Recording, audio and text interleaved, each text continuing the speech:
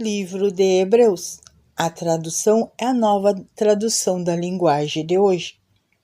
Hebreus capítulo 1. Antigamente, por meio dos profetas, Deus falou muitas vezes e de muitas maneiras aos nossos antepassados. Mas nesses últimos tempos ele nos falou por meio do seu Filho.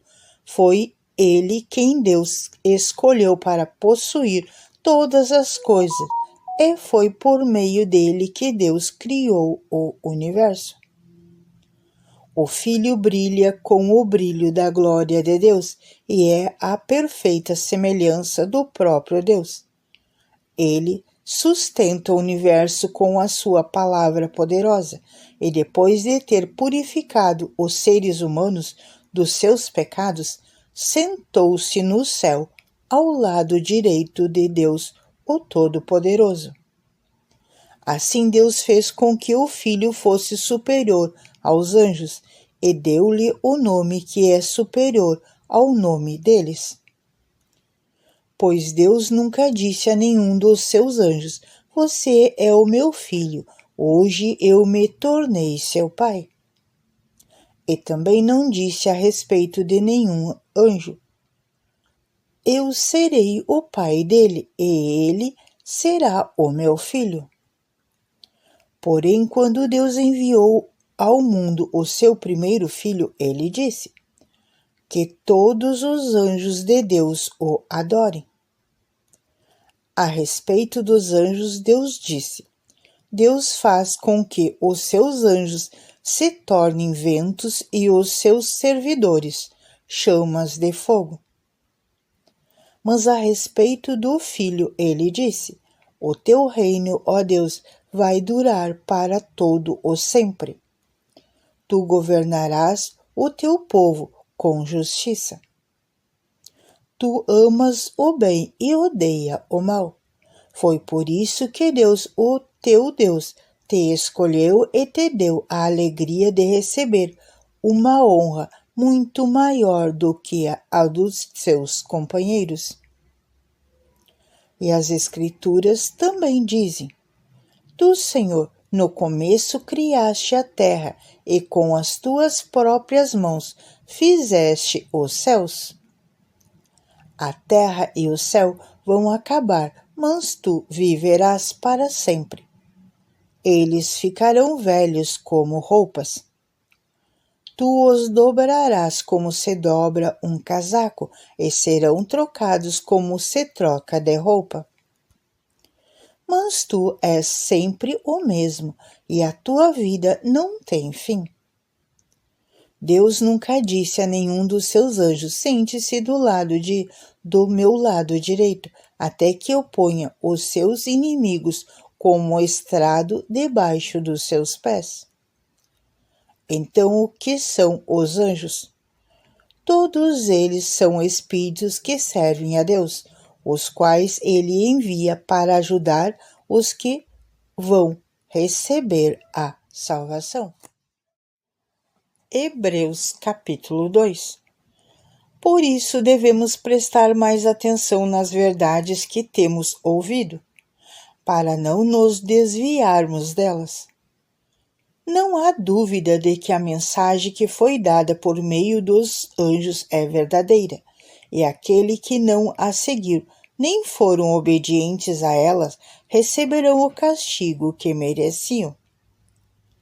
Sendo assim, como é que nós escaparemos do castigo se desprezamos uma salvação tão grande?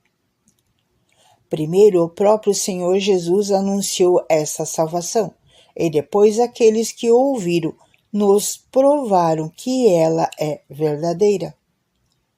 Ao mesmo tempo, por meio de sinais de poder, maravilhas e muitos tipos de milagres, Deus confirmou testemunho delas. E, de acordo com a sua vontade, distribuiu também os dons do Espírito Santo. Pois Deus não deu aos anjos o poder de governar o mundo novo que está por vir, o mundo do qual estamos falando. Pelo contrário, em alguma parte das Escrituras Sagradas alguém afirma que é um simples ser humano, ó Deus, para que penses nele? Que é o ser mortal para que te preocupes com ele? Tu o colocaste por pouco tempo em posição inferior à dos anjos. Tu lhes deste a glória e a honra de um rei. E puseste todas as coisas debaixo do domínio dele.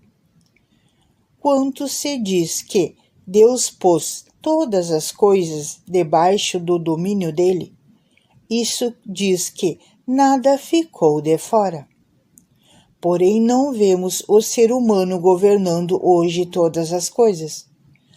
Mas nós vemos Jesus fazendo isso. Por um pouco de tempo, ele foi colocado em posição inferior a todos os anjos, para que, pela graça de Deus, ele morresse por todas as pessoas. Agora nós o veremos coroado de glória e de honra, por causa da morte que ele sofreu. Pois Deus cria e sustenta todas as coisas. Fez o que era apropriado e tornou Jesus perfeito por meio do sofrimento. Deus fez isso a fim de que muitos, isto é, os seus filhos, tomassem parte da glória de Jesus. Pois é Jesus quem os guia para a salvação. Jesus purifica as pessoas dos seus pecados, e todos, tanto ele como os que são purificados, têm o mesmo Pai. E é por isso que Jesus não se envergonha de chamá-los de irmãos. Como ele diz: ó Deus, eu falarei a respeito de ti aos meus irmãos, e te louvarei na reunião do povo. Diz também: eu confiarei nele, e diz ainda: aqui estou eu com os filhos que Deus me deu.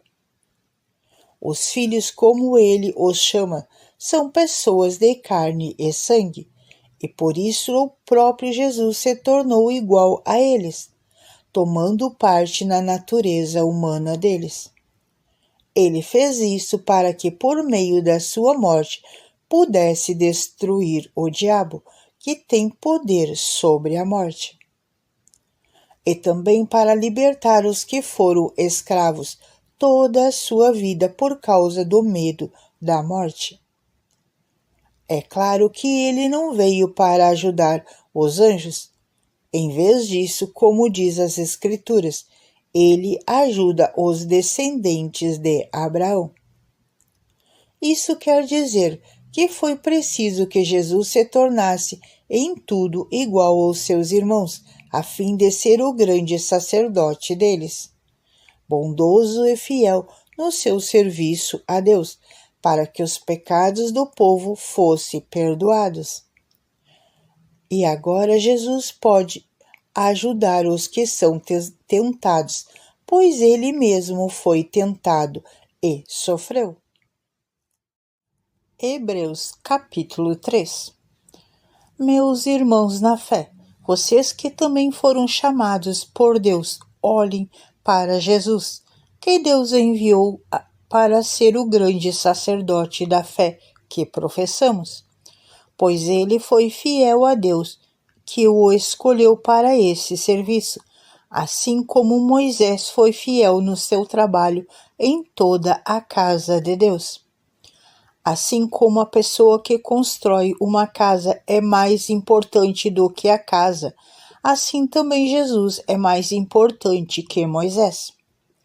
Uma casa tem de ser construída por alguém, mas Deus é o construtor de tudo o que existe.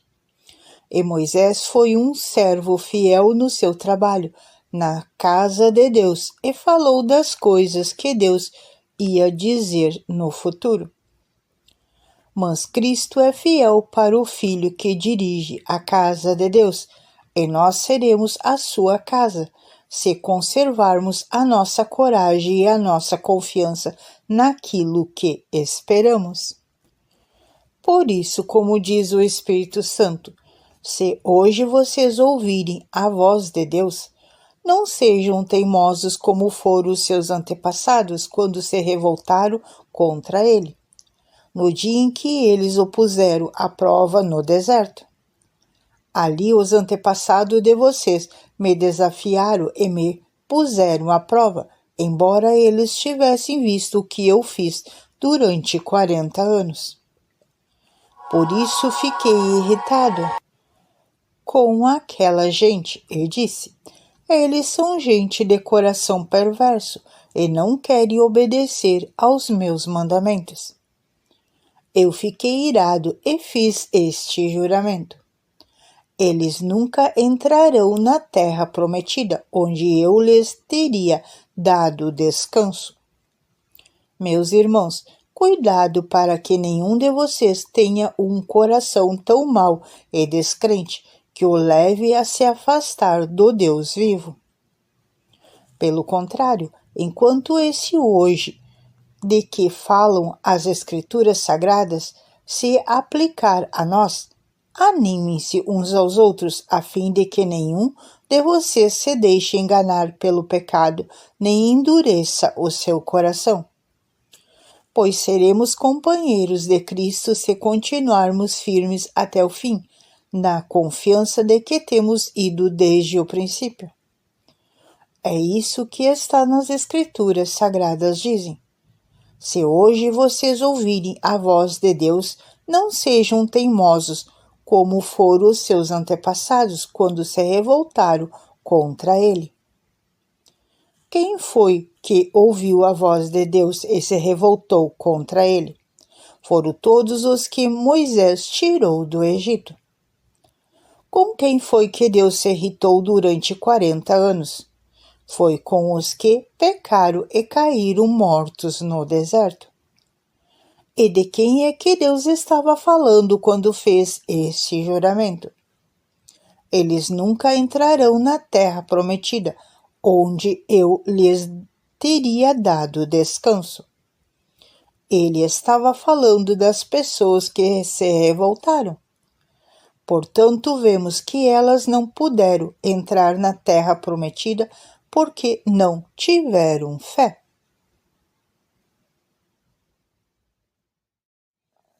Hebreus capítulo 4. Deus nos deixou a promessa de que podemos receber o descanso de que Ele falou. Portanto, temos muito cuidado para que Deus não julgue que algum de vocês tenha falhado, deixando assim de receber este descanso. Pois assim como aquelas pessoas ouviram também, nós ouvimos a boa notícia. Elas ouviram a mensagem, porém ela não lhes fez nenhum bem, porque quando a ouviram, não a receberam com fé. Portanto, nós os que cremos recebemos o descanso prometido por Deus, como Ele mesmo disse. Eu fiquei irado e fiz este juramento: eles nunca entrarão na terra prometida, aonde eu lhes teria dado descanso. Ele disse isso, embora o seu trabalho já estivesse terminado desde o tempo em que havia criado o mundo. Pois a respeito do sétimo dia está escrito o seguinte em algumas partes das Escrituras Sagradas: no sétimo dia Deus descansou de todo o trabalho que ele havia feito. E o mesmo assunto é repetido: eles nunca entrarão na terra prometida, onde eu lhes teria dado descanso. Aqueles que foram os primeiros a ouvir a boa notícia não tiveram fé e por isso não receberam esse descanso. Portanto, há outros que vão recebê-lo. A prova disso é que Deus marca outro dia, chamado hoje. Ele falou isso muitos anos depois, por meio de Davi, no trecho das Escrituras já citado. Se hoje vocês ouvirem a voz de Deus, não sejam teimosos. Se Josué tivesse dado ao povo esse descanso, Deus não teria falado mais tarde a respeito de outro dia. Assim ainda fica para o povo de Deus um descanso, como o descanso de Deus no sétimo dia. Porque quem receber o descanso que Deus prometeu vai descansar de todos os seus trabalhos, assim como Deus descansou dos trabalhos dele. Portanto, façamos tudo para receber esse descanso, e assim nenhum de nós deixará de recebê-lo.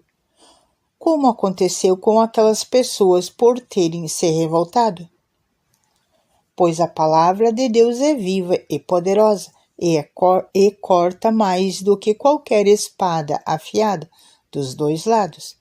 Ela vai até o lugar mais fundo da alma e do espírito, vai até o íntimo das pessoas e julga os seus desejos e pensamentos do coração delas. Não há nada que se possa esconder de Deus. Em toda a criação, tudo está descoberto e aberto diante dos seus olhos. E é a Ele que todos nós teremos de prestar contas. Portanto, fiquemos firmes na fé que anunciamos, pois temos um grande sacerdote poderoso, Jesus, o Filho de Deus, o qual entrou na própria presença de Deus.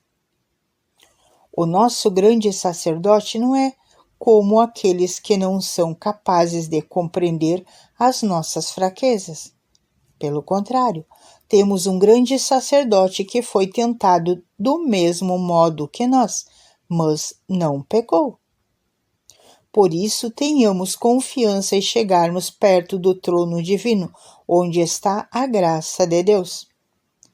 Ali receberemos misericórdia e encontraremos graça sempre que precisarmos de ajuda. Hebreus capítulo 5. Cada grande sacerdote é escolhido entre os homens e nomeado para servir a Deus em favor do povo, apresentando a Deus ofertas e sacrifícios pelos pecados.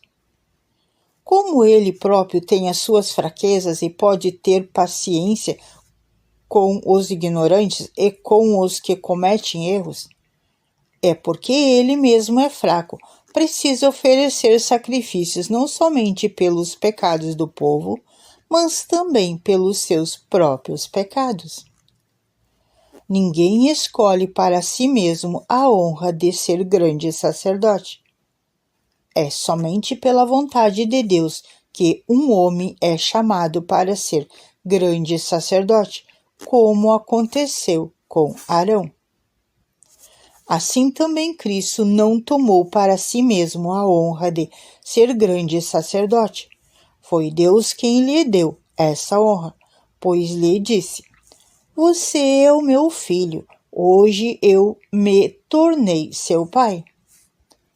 Em outro lugar das Escrituras Sagradas, ele também diz: "Você será sacerdote para sempre na ordem do sacerdote de Melquisedeque."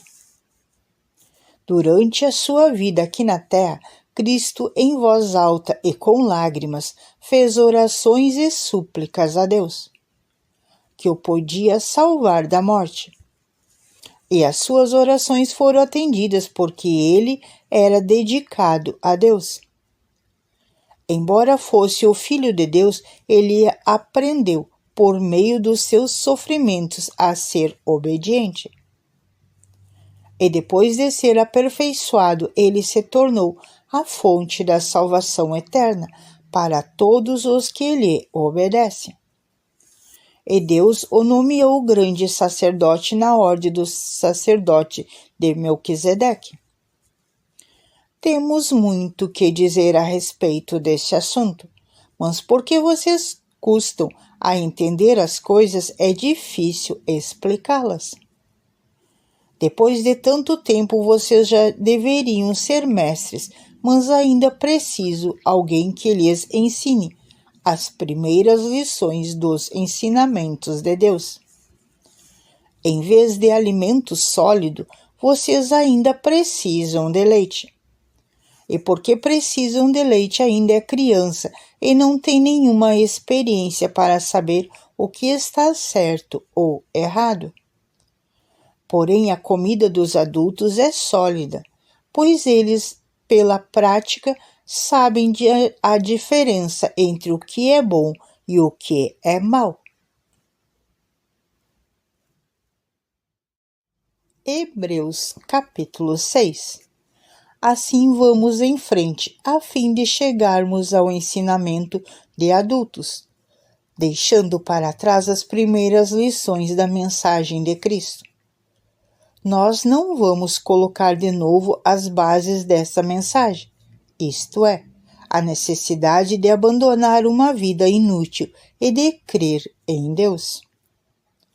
O ensinamento a respeito dos batismos e da cerimônia de pôr as mãos sobre os cristãos, e a ressurreição dos mortos e o julgamento eterno. Vamos em frente, e se Deus quiser, é isso o que faremos. Como é que as pessoas que abandonam a fé podem se arrepender de novo? Elas já estavam na luz de Deus. Já havia experimentado o dom do céu e recebido a sua parte do Espírito Santo. Já havia conhecido por experiência que a palavra de Deus é boa e tinha experimentado os poderes do mundo que há de vir. Mas depois abandonaram a fé.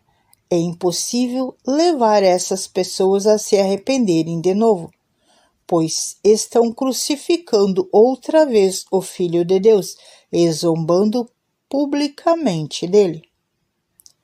Deus abençoe a terra que recebe a chuva, a qual muitas vezes cai sobre ela e produz plantas úteis para aqueles que plantam nela.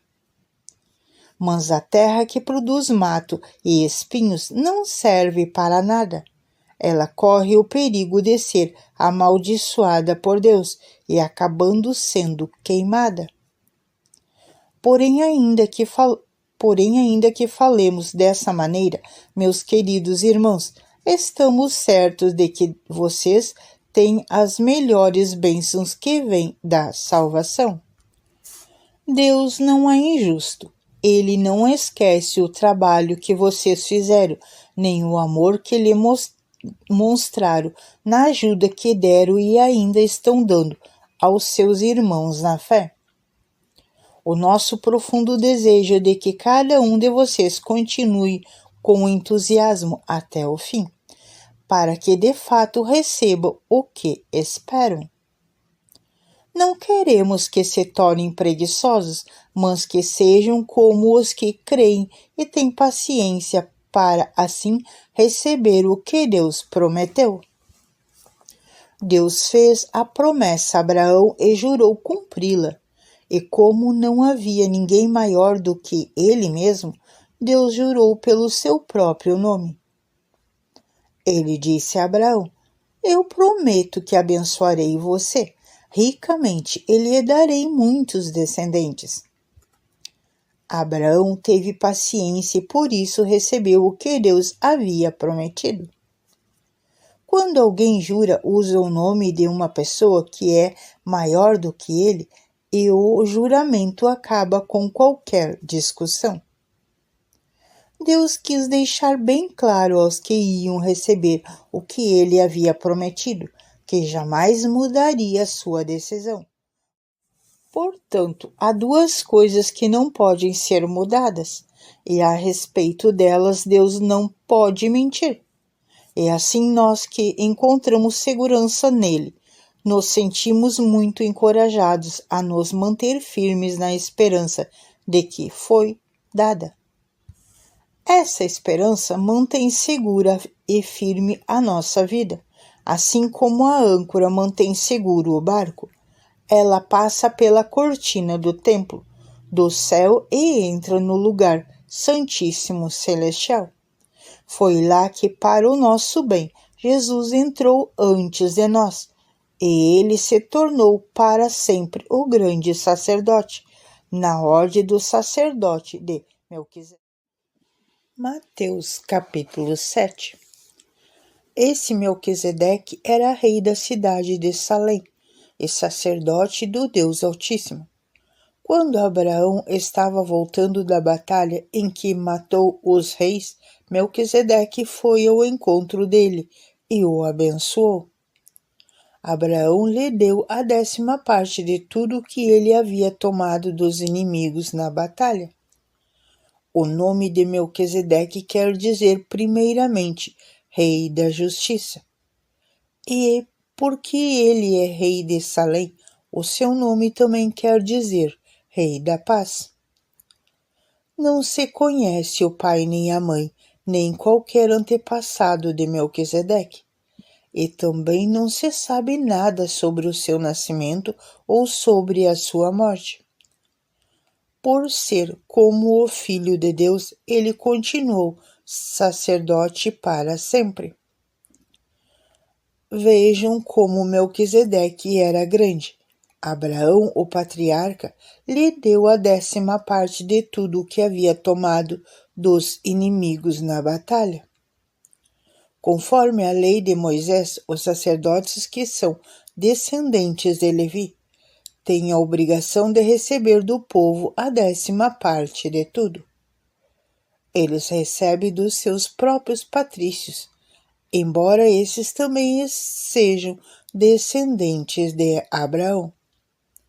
Melquisedeque não era descendente de Levi, mas recebeu a 10ª parte daquilo que Abraão havia tomado na batalha e o abençoou. Sim, abençoou o próprio Abraão, que havia recebido as promessas de Deus.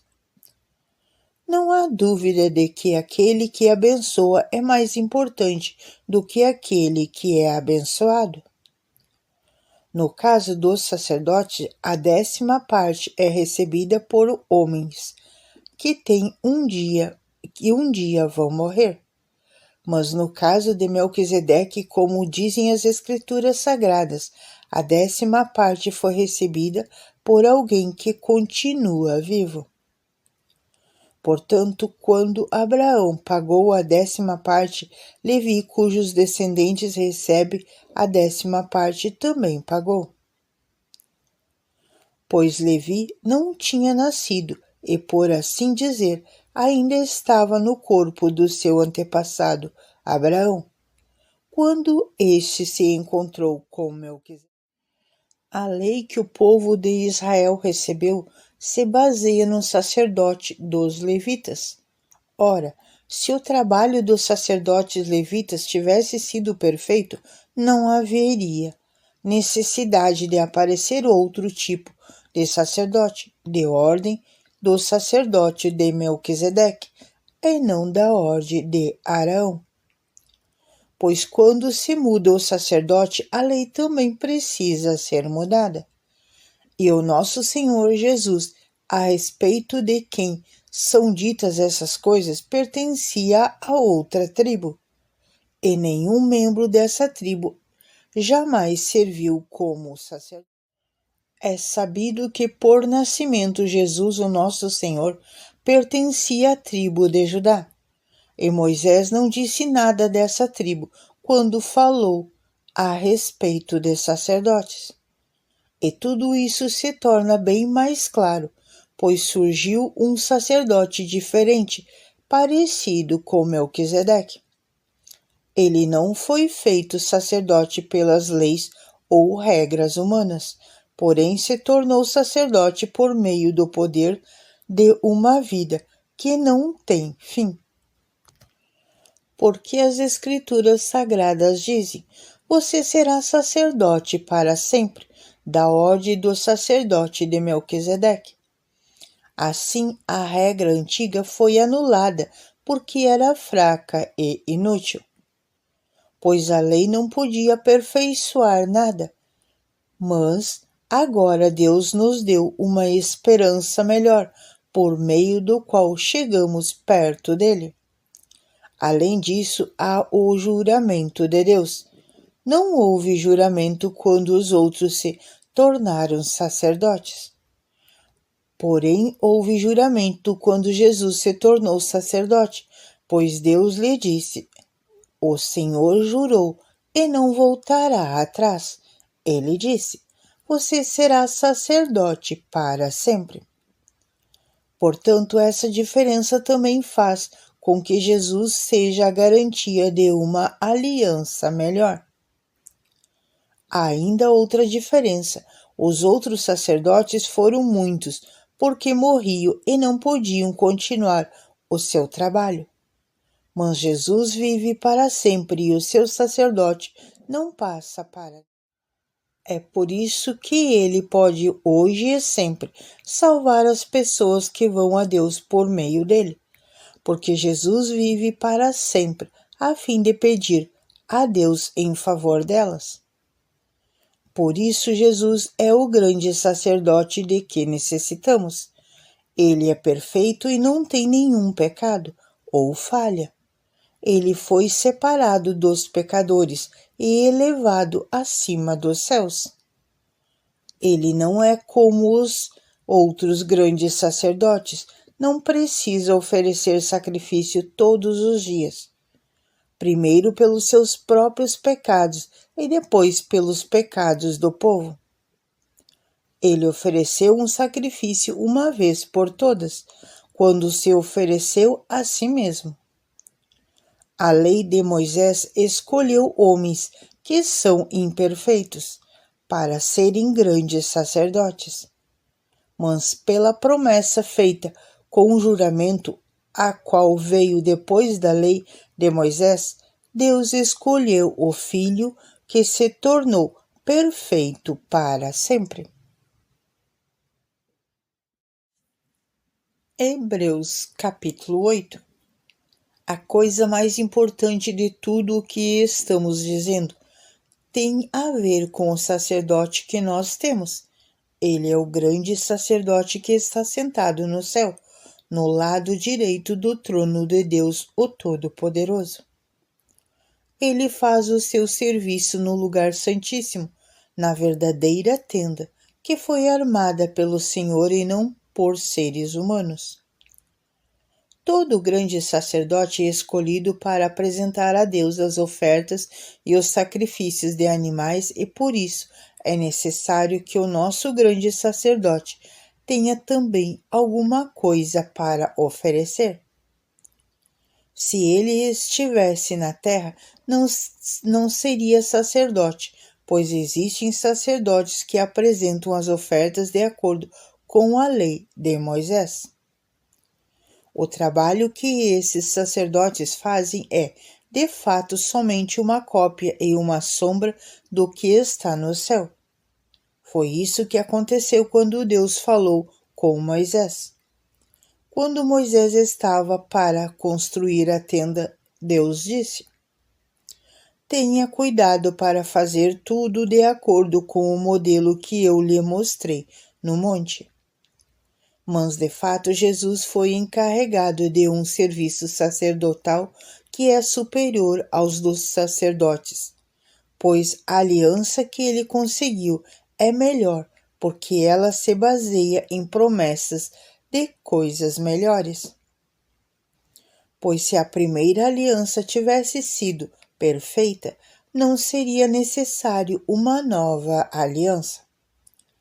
Mas Deus vê que o seu povo é culpado e diz: está chegando o tempo, diz o Senhor, em que farei uma nova aliança com o povo de Israel e com o povo de Judá. Essa aliança não será como aquela que eu fiz com os antepassados deles, no dia em que os peguei pela mão e os tirei da terra do Egito. Não foram fiéis à aliança que fiz com eles, e por isso, diz o Senhor, eu os desprezei. Quando esse tempo chegar, diz o Senhor, farei com que o povo de Israel esta aliança. Eu porei as minhas leis na mente deles e no coração deles, e escreverei.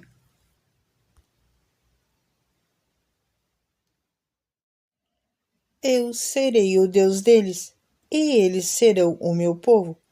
Ninguém vai precisar ensinar o seu patrício, nem o seu parente, dizendo: procure conhecer o Senhor, porque todos me conhecerão, tanto as pessoas mais humildes como as mais importantes.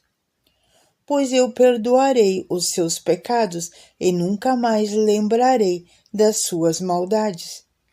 E quando Deus fala da nova aliança, é porque ele já tornou velha a primeira. E o que está ficando velho e gasto vai desaparecer logo. Hebreus capítulo 9.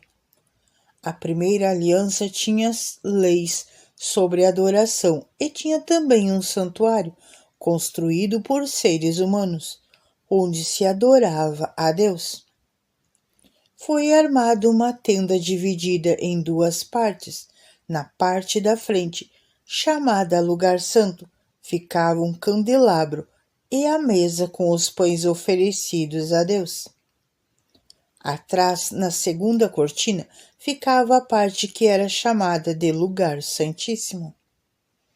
Ali estava colocado o altar de ouro onde era queimada o incenso e também estava colocada a arca da aliança, toda coberta de ouro. Dentro da arca estava a vasilha de ouro com o maná, o bastão de Arão, do qual tinha saído brotos, e as duas placas de pedra com os mandamentos escritos nelas.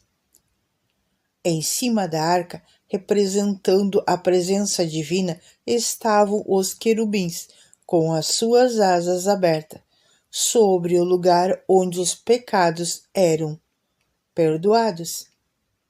Mas agora não é o momento de explicar os detalhes dessas coisas. Depois de tudo isso ter sido preparados, os sacerdotes entravam todos os dias na parte da frente da tenda, que é o lugar santo, para cumprir os seus deveres religiosos. Mas somente o grande sacerdote entrava na parte de trás, que é o lugar santíssimo, e isso apenas uma vez por ano. Ele oferece a Deus o sangue de animais em favor de si mesmo e também pelos pecados que o povo cometeu, sem saber que estava pecando. Por meio disso tudo, o Espírito Santo nos ensina, de modo bem claro, que a entrada para o lugar santíssimo ainda não foi aberta, enquanto a parte da frente, que é o lugar santo, continua sendo usada. Isso é um símbolo para hoje. Quer dizer que as ofertas e os sacrifícios de animais oferecidos a Deus não tornam perfeito o coração das pessoas que o adoram. Essas ofertas e sacrifícios têm a ver somente com comida, com bebida e com várias cerimônias de purificação. São regras externas que têm valor somente até que Deus renove todas as coisas. Mas Cristo veio como o grande sacerdote das coisas boas que já estão aqui. A tenda em que ele serve é melhor e mais perfeita e não foi construída por seres humanos, isto é, não é deste mundo. Quando Cristo veio e entrou uma vez por todas no lugar santíssimo, ele não levou consigo sangue de bodes ou de bezerros para oferecer como sacrifício. Pelo contrário, ele ofereceu o seu próprio sangue e conseguiu para nós a salvação eterna. O sangue de bodes e de touros e as cinzas de bezerra queimada são espalhados sobre as pessoas impuras e elas ficam purificadas por fora. Se isso é assim, imagine então quando maior ainda é o poder do sangue de Cristo. Por meio do Espírito Eterno, ele se ofereceu a si mesmo, a Deus, como sacrifício sem defeito. E o seu sangue nos purifica por dentro, tirando as nossas culpas. Assim podemos servir ao Deus vivo, pois já não praticamos cerimônias que não valem nada. Portanto, é Cristo quem consegue fazer uma nova aliança, para que os que foram chamados por Deus possam receber as bênçãos eternas que o próprio Deus prometeu. Isso pode ser feito porque houve uma morte que livrou as pessoas dos pecados que praticavam, enquanto a primeira aliança estava em vigor. Onde há um testamento, é necessário provar que a pessoa que o fez já morreu, pois o testamento não vale nada enquanto estiver vivo quem o fez. Só depois da morte dessa pessoa é que testamento tem valor. E é por isso que a primeira aliança entrou em vigor somente com o uso do sangue de animais. Então disse: Este é o sangue que sela a aliança que Deus mandou vocês obedecerem. Da mesma forma, Moisés também borrifou sangue sobre a tenda e sobre todos os objetos usados na adoração. De fato, de acordo com a lei, quase tudo é purificado com sangue. E não havendo derramamento de sangue, não há perdão dos pecados. Essas coisas que eram cópias das realidades celestiais deveriam ser purificadas deste modo. Mas as próprias coisas celestiais exigem sacrifício bem melhores. Cristo não entrou num lugar santo feito por seres humanos, que é a cópia do verdadeiro lugar. Ele entrou no próprio céu, onde agora aparece na presença de Deus para pedir em nosso favor. O grande sacerdote entra todos os anos no lugar santíssimo, levando consigo o sangue de um animal. Porém, Cristo não entrou para se oferecer muitas vezes. Se fosse assim, ele teria de enfrentar muitas vezes desde a criação do mundo. Pelo contrário, uma vez por todas ele apareceu agora, quando os tempos estão chegando ao fim, para tirar os pecados por meio do sacrifício de si mesmo. Cada pessoa tem de morrer uma vez só e depois ser julgada por Deus.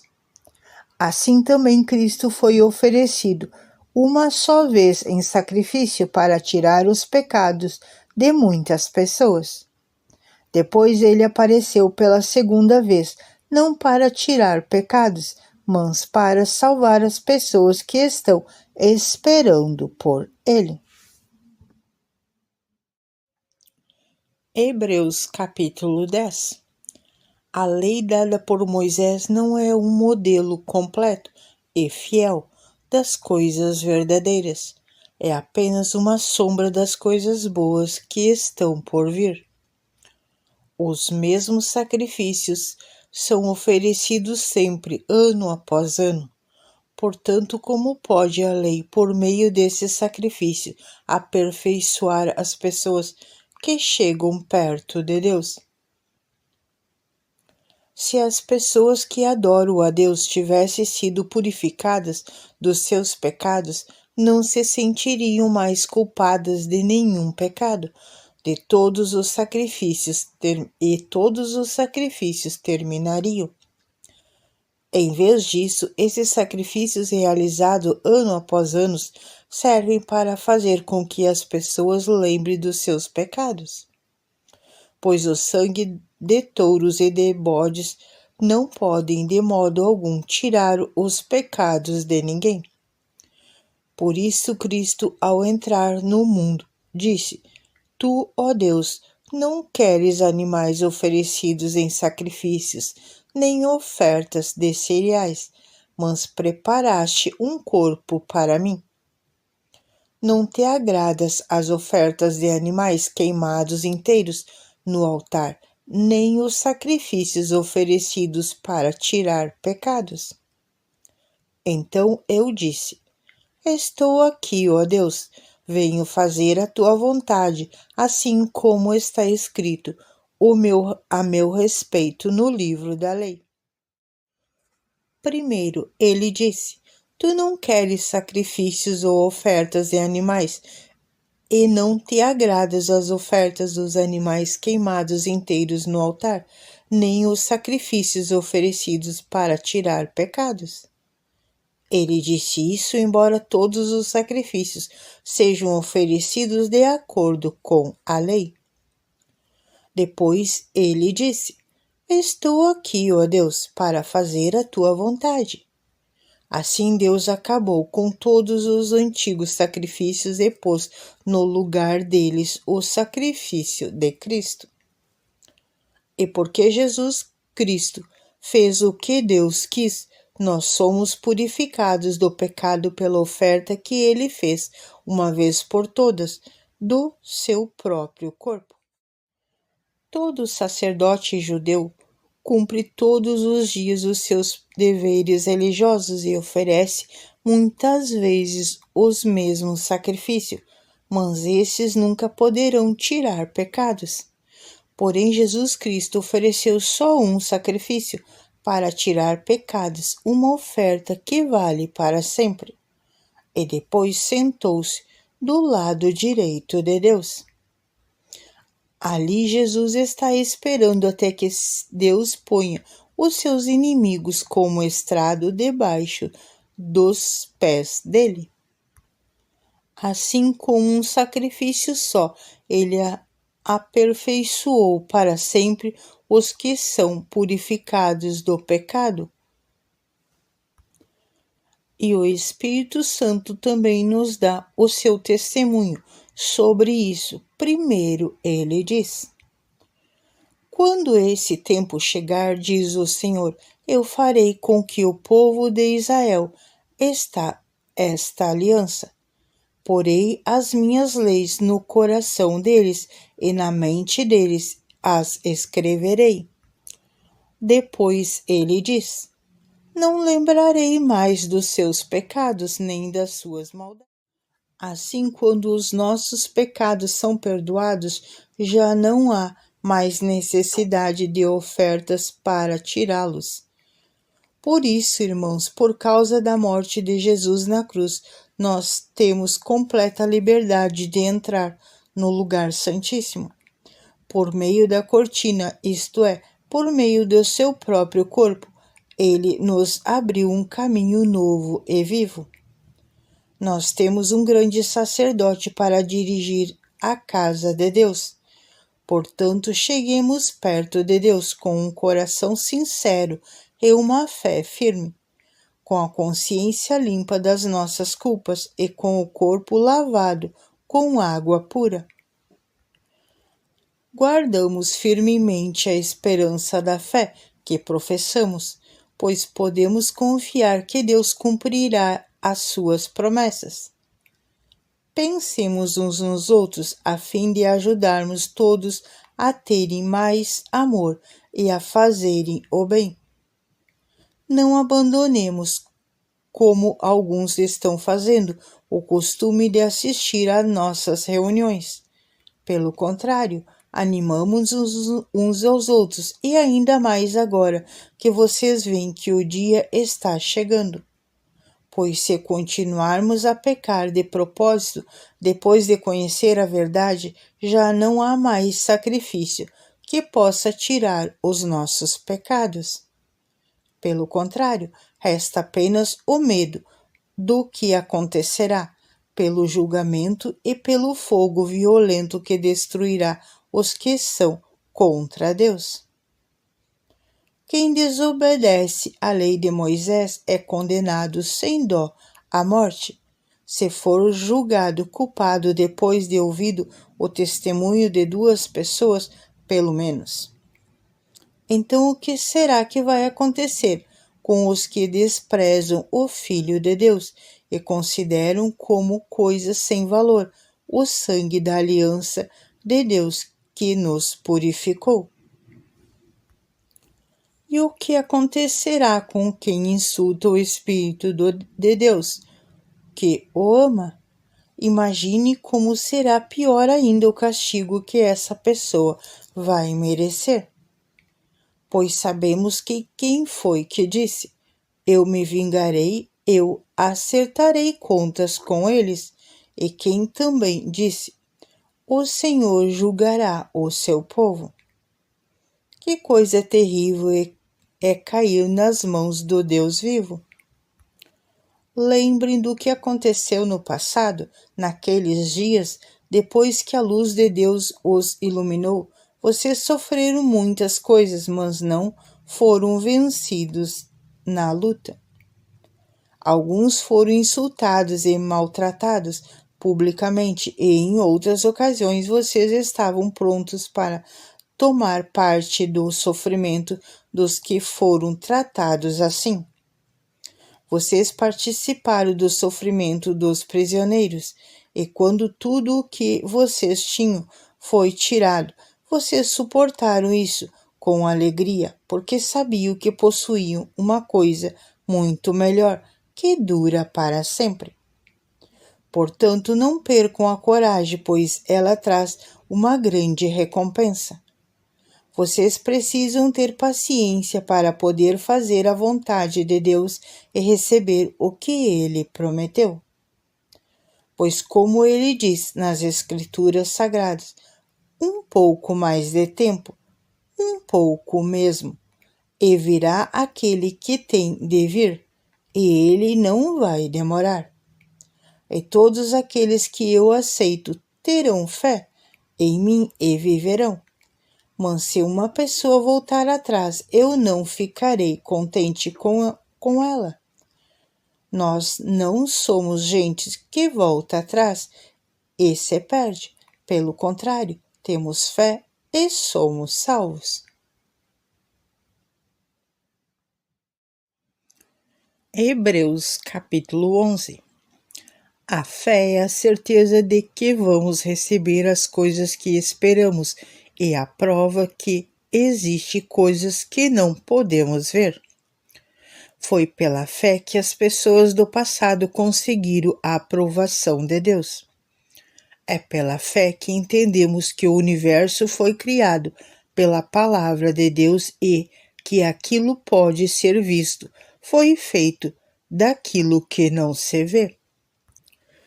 Foi pela fé que Abel ofereceu a Deus um sacrifício melhor do que o de Caim. Pela fé ele conseguiu a aprovação de Deus como homem correto, tendo o próprio Deus aprovado as suas ofertas. Por meio da sua fé, Abel, mesmo depois de morto, ainda fala. Foi pela fé que Enoque escapou da morte. Ele foi levado para Deus e ninguém o encontrou, porque Deus mesmo o havia levado. As Escrituras Sagradas dizem que, antes disso, ele já havia agradado a Deus. Sem fé, ninguém pode agradar a Deus, porque quem vai a Ele precisa crer que Ele existe e que recompensa os que procuram conhecê-lo. Foi pela fé que Noé ouviu os avisos de Deus sobre as coisas que iam acontecer e que não podiam ser vistas. Noé obedeceu a Deus e construiu uma barca em que ele e a sua família foram salvos. Assim Noé condenou o mundo e recebeu de Deus a aprovação que vem por meio da fé. Foi pela fé que Abraão, ao ser chamado por Deus, obedeceu e saiu para uma terra que Deus lhe prometeu dar. Ele deixou o seu próprio país sem saber para onde ia. Pela fé, ele morou como estrangeiro na terra que Deus lhe havia prometido. Viveu em barracas com Isaque e Jacó, que também receberam a mesma promessa de Deus. Porque Abraão esperava a cidade que Deus planejou e construiu, a cidade que tem alicerces, que não podem ser destruídos. Foi pela fé que Abraão se tornou pai, Embora fosse velho demais e a própria Sara não pudesse ter filhos, ele creu que Deus ia cumprir a sua promessa.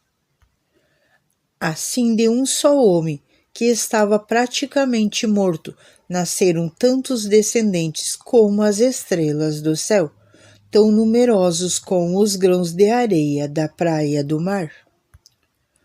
Todos esses morreram cheios de fé. Não receberam as coisas que Deus tinha prometido, mas as viram de longe e ficaram contentes por causa delas. E declararam que eram estrangeiros e refugiados de passagem por este mundo. Aqueles que dizem isso mostram bem claro que estão procurando uma pátria para si mesmo. Não fiquem pensando em voltar para a terra de onde tinham saído. Se quisessem, teriam a oportunidade de voltar. Mas, pelo contrário, estavam procurando uma pátria melhor, a pátria celestial. E Deus não se envergonha de ser chamado de o Deus deles, porque Ele mesmo preparou uma cidade para eles. Foi pela fé que Abraão, quando Deus o quis pôr à prova, ofereceu o seu filho Isaque em sacrifício.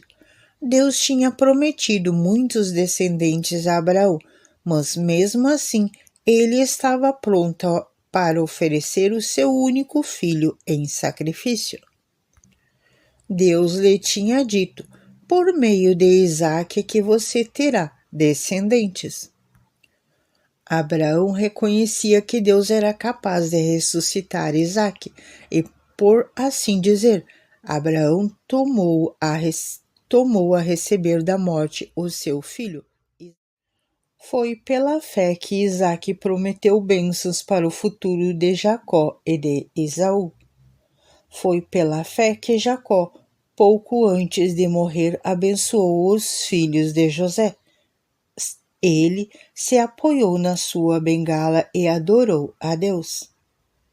Foi pela fé que José, quando estava para morrer, falou da saída dos israelitas do Egito e deu ordem sobre o que deveria ser feito com o seu corpo. Foi pela fé que os pais de Moisés, quando ele nasceu, o esconderam durante 3 meses. Eles viram que o menino era bonito e não tiveram medo de desobedecer à ordem do rei. Foi pela fé que Moisés, quando já era adulto, não quis ser chamado de filho da filha de Faraó. Ele preferiu sofrer com o povo de Deus, em vez de gozar por pouco tempo os prazeres do pecado. Ele achou que era muito melhor sofrer os desprezos por causa do Messias do que possuir todos os tesouros do Egito. E é que ele tinha os olhos fixos na recompensa futura. Foi pela fé que Moisés saiu do Egito sem ter medo da raiva do rei e continuou firme como se estivesse vendo o Deus invisível. Pela fé, Moisés começou o costume de celebrar a Páscoa e mandou marcar com sangue as portas das casas dos israelitas para que o anjo da morte não matasse os filhos mais velhos deles. Foi pela fé que os israelitas atravessaram o Mar Vermelho como se fosse terra seca, e quando os egípcios tentaram atravessar, o mar os engoliu.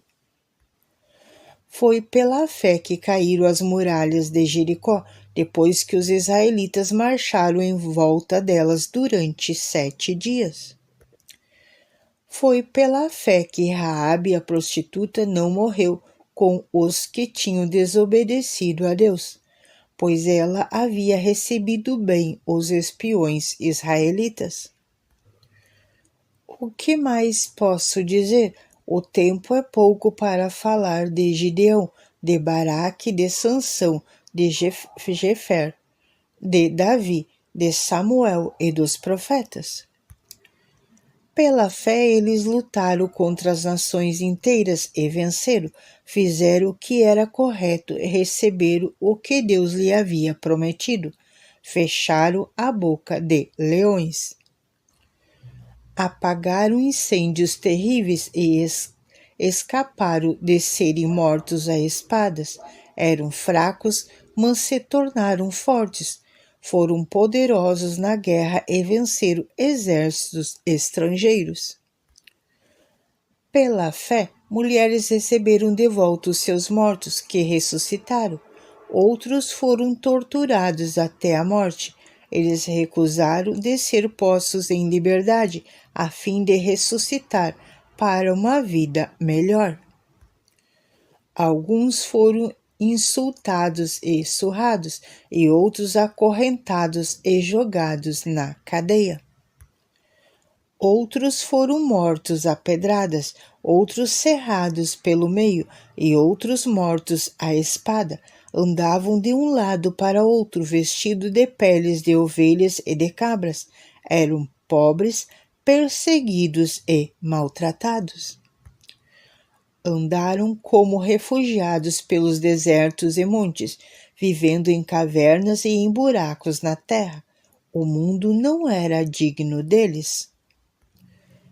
Porque creram, todas essas pessoas foram aprovadas por Deus, mas não receberam o que ele havia prometido. Pois Deus tinha preparado um plano ainda melhor para nós, a fim de que somente conosco elas fossem aperfeiçoadas. Hebreus capítulo 12. Assim nós temos essa grande multidão de testemunhas ao nosso redor. Portanto, deixemos de lado tudo o que nos atrapalha e o pecado que se agarra firmemente em nós, e continuaremos a correr, sem desanimar, a corrida marcada para nós. Conservemos os nossos olhos fixos em Jesus, pois é por meio dele que a nossa fé começa, e é ele quem a aperfeiçoa. Ele não deixou que a cruz fizesse com que ele desistisse. Pelo contrário, por causa da alegria que lhe foi prometida, ele não se importou com a humilhação de morrer na cruz, e agora está sentado do lado direito do trono de Deus. Pense no sofrimento dele e como suportou com paciência o ódio dos pecadores. Assim você não desanime, nem desista. Porque na luta contra o pecado vocês ainda não tiveram de combater até a morte. Será que vocês já esqueceram as palavras de encorajamento que Deus lhe disse, como se vocês fossem filhos dele? Pois ele disse: preste atenção, meu filho, quando o Senhor o castigar, e não se desanime quando ele o repreender. Pois o Senhor corrige quem ele ama e castiga quem ele aceita como filho. Suportem o sofrimento com paciência, como se fosse um castigo dado por um pai. Pois o sofrimento de vocês mostra que Deus os está tratando como seus filhos. Será que existe algum filho que nunca foi corrigido pelo pai? Se vocês não são corrigidos como acontece com todos os filhos de Deus, então não são filhos de verdade, mas filhos ilegítimos. No caso dos nossos pais humanos, eles nos corrigem e nós os respeitávamos. Então devemos obedecer muito mais ainda ao nosso Pai Celestial, e assim viveremos.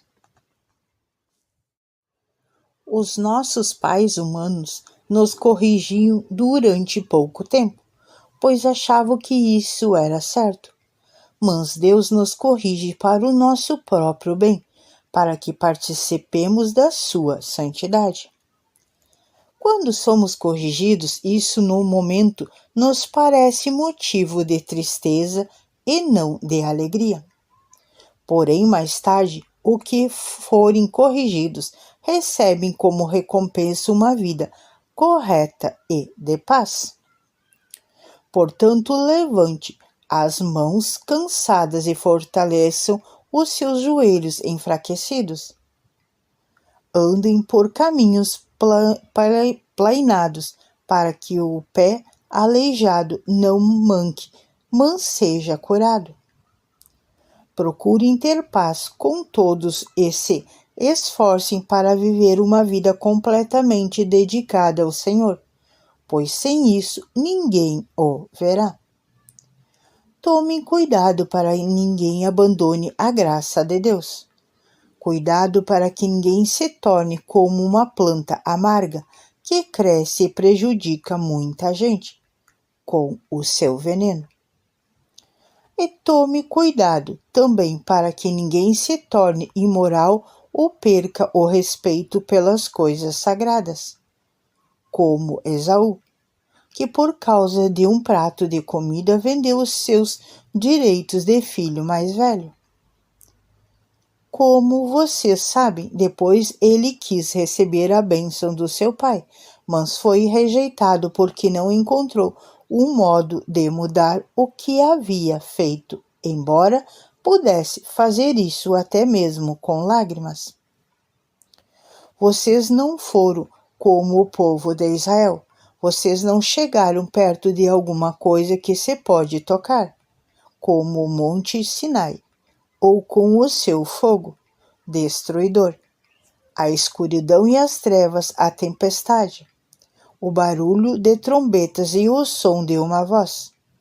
Quando os israelitas ouviram a voz, pediram que ela não dissesse mais nada, pois eles não podiam suportar a ordem que dizia: até um animal, se tocar o monte, deverá ser morto a pedradas. O que estavam vendo era tão terrível que Moisés disse: estou tremendo de medo. Pelo contrário, vocês chegaram ao Monte Sião e à cidade de Deus vivo, a Jerusalém celestial, com os seus milhares de anjos. Vocês chegaram à reunião alegre dos filhos mais velhos de Deus, isto é, aqueles que têm o nome deles escrito no céu.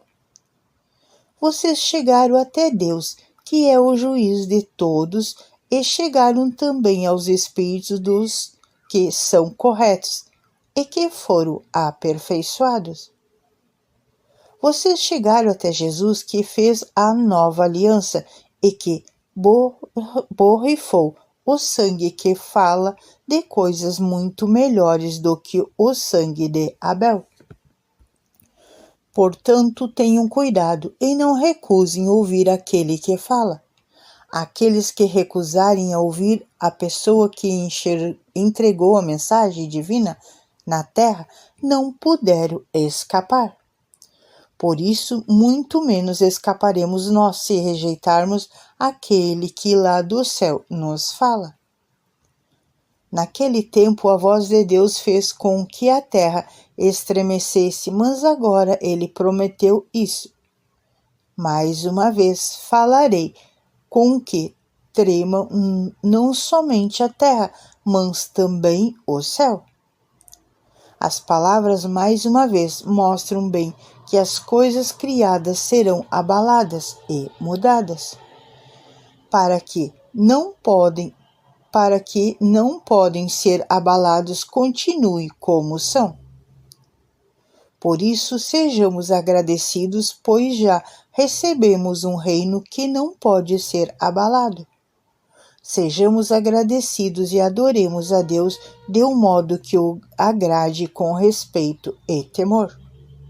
Porque, na verdade, o nosso Deus é um fogo. Hebreus capítulo 13.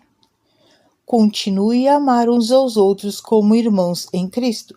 Não deixe de receber bem aqueles que vêm à casa de vocês, pois alguns que foram hospitaleiros receberão anjos sem saber. Lembre-se dos presos, como se vocês estivessem na cadeia, com eles. Lembre-se dos que sofrem, como se vocês estivessem sofrendo com eles. Que o casamento seja respeitado por todos e que os maridos e as esposas sejam fiéis uns ao outro. Deus julgará os imorais e os que cometem adultério. Não se deixem dominar pelo amor ao dinheiro e fiquem satisfeitos com o que vocês têm, pois Deus disse: Eu nunca os deixarei e jamais os abandonarei. Portanto, sejamos corajosos e afirmemos: O Senhor é quem me ajuda e eu não tenho medo. Que mal pode alguém me fazer? Lembre-se dos seus primeiros líderes espirituais que anunciavam a mensagem de Deus a vocês. Pense como eles vieram e morreram e imitem a fé que eles tinham. Jesus Cristo é o mesmo ontem, hoje e sempre. Não se deixem levar por ensinamentos diferentes e estranhos que tirem vocês do caminho certo. É bom sermos espiritualmente fortes por meio da graça de Deus e não por meio da obediência a regras sobre alimentos. Pois os que obedecem a essas regras não têm sido ajudados por elas. Os sacerdotes que servem no templo não têm o direito de comer dos sacrifícios que é oferecido sobre o altar. O grande sacerdote leva o sangue de animais para dentro do lugar santíssimo, a fim de oferecê-lo como sacrifício pelos pecados. Mas os corpos dos animais são queimados fora do acampamento. Por isso, Jesus também morreu fora da cidade de Jerusalém, para que o seu próprio sangue purificasse o povo dos seus pecados. Portanto, vamos para perto de Jesus, fora do acampamento, e soframos a mesma desonra que ele sofreu. Porque neste mundo não temos nenhuma cidade que dure para sempre. Pelo contrário, procuramos a cidade que virá depois. Por isso, por meio de Jesus Cristo, oferecemos sempre louvor a Deus. Este louvor é o sacrifício que apresentamos, a oferta que é dada por lábios que professam a sua fé nele. Não deixe de fazer o bem e de ajudar uns aos outros, pois são esses os sacrifícios que agradam a Deus. Obedeçam aos seus líderes e sigam as suas ordens, pois eles cuidam sempre das necessidades espirituais de vocês, porque sabem que vão prestar contas disso a Deus. Se vocês obedecerem, eles farão o trabalho com alegria.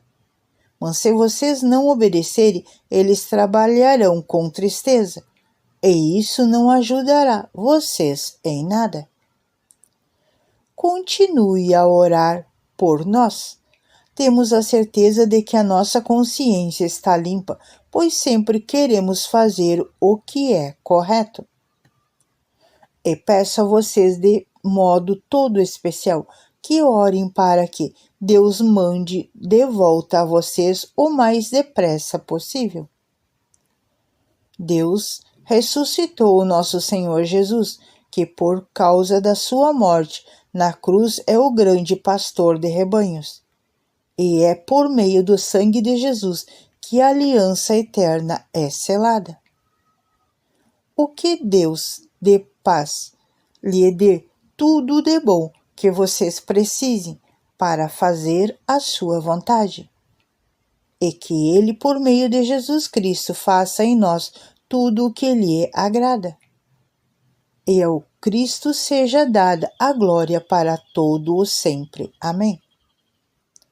Meus irmãos, peço que escute com paciência essas palavras de ânimo, pois esta carta que escrevi não é muito longa.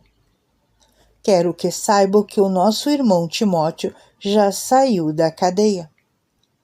Se ele vier logo, eu o levarei comigo quando for ver vocês.